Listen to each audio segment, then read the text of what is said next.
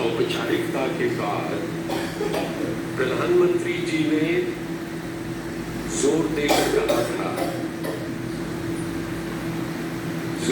कहा था कि मैं नीचे बैठूंगा, मैं प्रेक्षकों के साथ बैठूंगा, क्योंकि मुझे पुरस्कार स्वीकार करना है जन सामान्य के रूप में। He didn't want to receive the award from the exalted perch of a PM, but only as a common citizen. इसलिए इस असाधारण अलंकरण लता दीनानाथ मंगेशकर पुरस्कार के लिए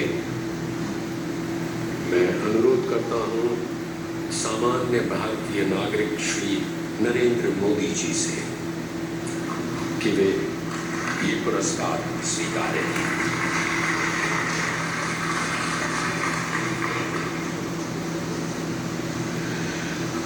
आप ये भी शायद जानते ही होंगे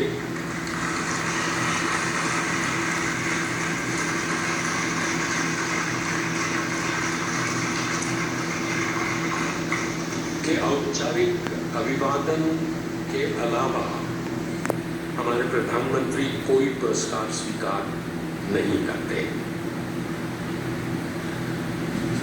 लेकिन सारे देश की दीदी भारत रत्न लता मंगेशकर के लिए उन्होंने ये अपवाद स्वीकारा है।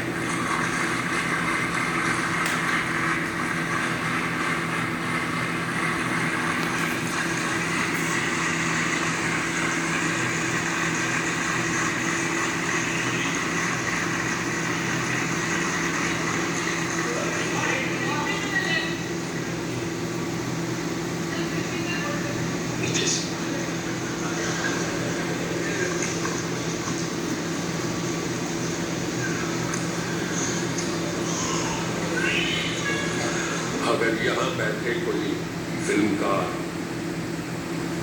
बनाना चाहे तो शीर्षक हो सकता है फिर से भाई हो तो ऐसा।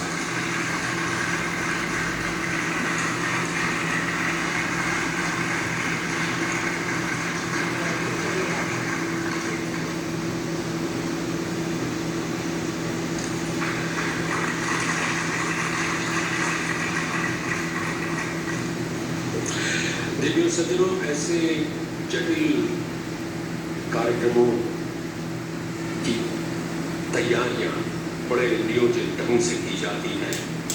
इवेंट मैनेजमेंट के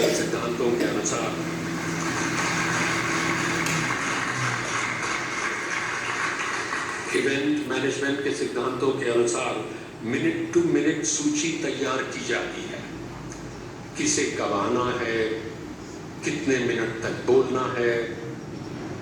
लेकिन मेरा ये विश्वास है कि जहां आदरणीय नरेंद्र मोदी जी हो, उसमें जहां तक उनका सवाल है, इस मिनट टू मिनट को बिल्कुल खारिज कर देना चाहिए, क्योंकि देश ये चाहता है कि मोदी जी बोलते रहें, हम सुनते रहें।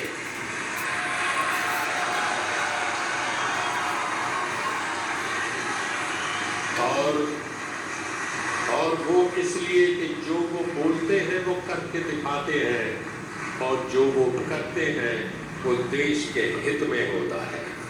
देवियों और सज्जनों,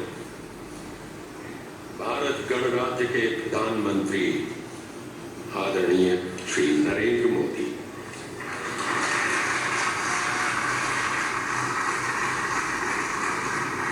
श्री सरस्वती नमः।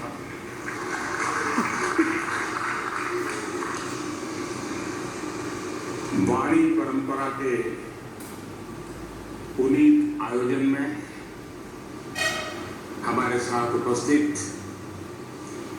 महाराष्ट्र के राज्यपाल श्री भगत सिंह कोश्यारी जी, महाराष्ट्र विधानसभा प्रतिपक्ष के नेता श्री देवेंद्र फडणवीस जी,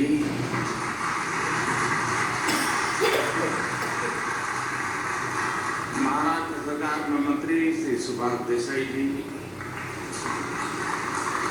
आदरणीय उषा जी, आशा जी, आदिनाथ मंगेशकर जी, मास्टर दीनानाथ स्मृति प्रतिष्ठान के सभी सदस्यगण, संगीत और कला जगत के सभी विशिष्ट साथियों, अन्य सभी महानुभाव, देवी और सज्जनों, इस महत्वपूर्ण आयोजन में आदरणीय हृदयनाथ मंगेशकर जी को भी आना था, लेकिन जैसे अभी आदिनाथ जी ने बताया, तबीयत ठीक नहीं होने की वजह से वो यहाँ नहीं आ पाए। मैं उनके जल्द स्वस्थ होने की कामना करता हूं। साथियों, मैं अपने आप को बहुत उपयुक्त यहाँ नहीं अनुभव कर रहा हूँ, क्योंकि संगीत जैसे गहन विषय का जानकार तो मैं बिल्कुल नहीं हूँ, लेकिन सांस्कृतिक बोध से मैं ये महसूस करता हूँ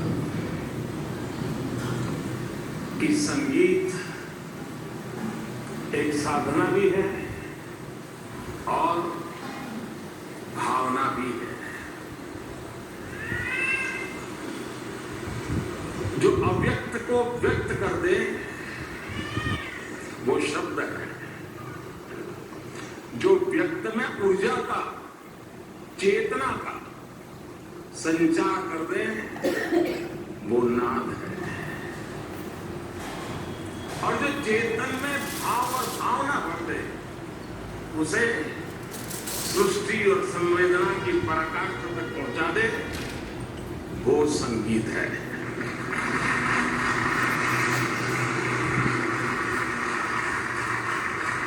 आप निष्प्रुह बैठे, लेकिन संगीत का एक स्वर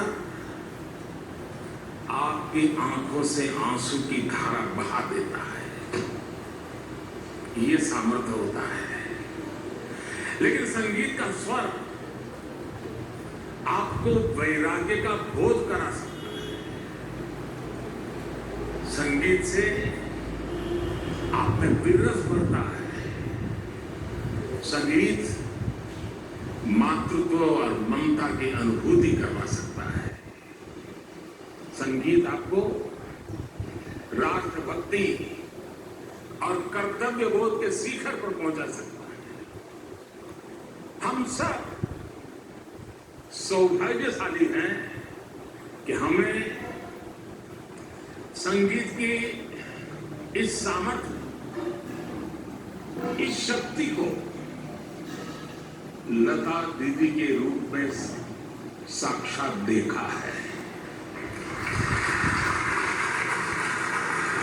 हमें अपनी आंखों से उनके दर्शन करने का सौभाग्य मिला है, और मंगेशकर परिवार पीढ़ी दर पीढ़ी इस यज्ञ में अपनी आहुति देता रहा है, और मेरे के लिए तो यह अनुभव और भी कहीं बढ़कर रहा है।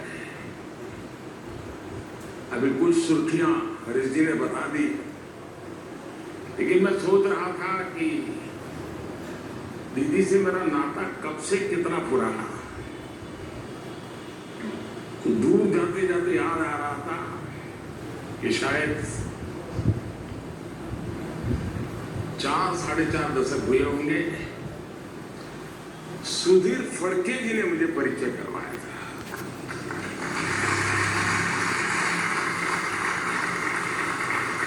और तब से लेकर के आज तक इस परिवार के साथ अपार स्नेह, अनगिनत घटनाएं मेरे जीवन का हिस्सा बन गई। मेरे लिए लता दीदी सूर साम्राज्य के साथ साथ और जिसको कहते हो मुझे गर्व अनुभव होता है, वो मेरी बड़ी बहन थी।